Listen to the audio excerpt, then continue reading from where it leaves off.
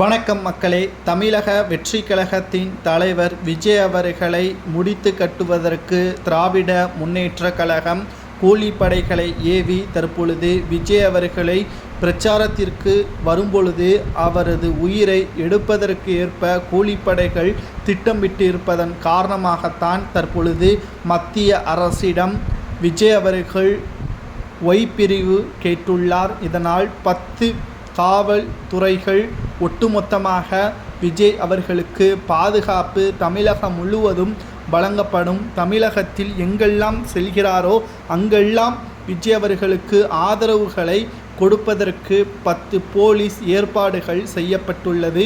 2 commando ஏற்பாடும் செய்யப்பட்டிருக்கிறது. இது முழுக்க திமுக ஸ்டாலின் அவர்களது வன்மத்தின் காரணமாகத்தான் இந்த ஏற்பாடு என்பதும் குறிப்பிடத்தக்கது. ஏனென்றால் 2026 சட்டமன்ற தேர்தலில் திமுகவின் ஆட்சியை எப்படியாவது முறியடித்துவிட வேண்டும் என்பதுதான் விஜய் அவர்களது நோக்கம். அதற்காகத்தான் அவர் அரசியலுக்கு வந்துள்ளார். தனது எதிரியை முதலில் தீர்மானித்து அவரை வீழ்த்த வேண்டும், அதற்கு பிறகு ஆட்சி அமைக்க வேண்டும்.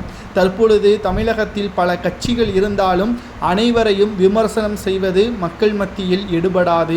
காரணம், தமிழகத்தில் ஆளக்கூடிய இடத்தில் இருக்கக்கூடியவர்கள் செய்யக்கூடிய அட்டூழியத்தை மட்டும் ஒடுக்கினால் போரும், அந்த இடத்தில் வந்த பிறகு மற்றவர்களை கவனித்து கொள்ளலாம் என்பதற்கேற்பதான் விஜய் அவர்கள் திராவிட முன்னேற்ற கழகத்தை குறிவைத்து அதற்கான ஏற்பாடுகளை கடந்த ஓராண்டாக செய்து வருகிறார். முழுக்க திமுகவின் ஆட்சிக்கு எதிராகத்தான் தற்பொழுது தமிழக வெற்றி கழகம் செயல்படுவதும் குறிப்பிடத்தக்கது.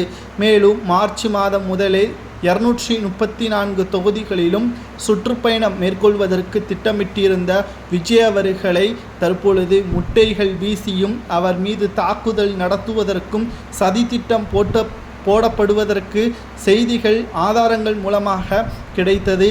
இதை தடுத்து நிறுத்துவதற்குத்தான் தற்பொழுது போலீஸ் பாதுகாப்பும் மத்திய உள்துறை அமைச்சகம் தெரிவித்திருக்கிறது.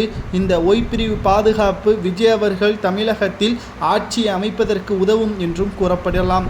உங்களது கருத்துக்களை கூறுங்கள். திமுகவின் இந்த செயல்பாடு என்ன தண்டனை அவர்களுக்கு கொடுக்கலாம்? விஜய் அவர்கள் மீது யாராவது கை வைத்தால் அவர்களுக்கு என்ன தண்டனை கொடுக்கலாம் என்பதை கமெண்ட் வாயிலாக கூறுங்கள்.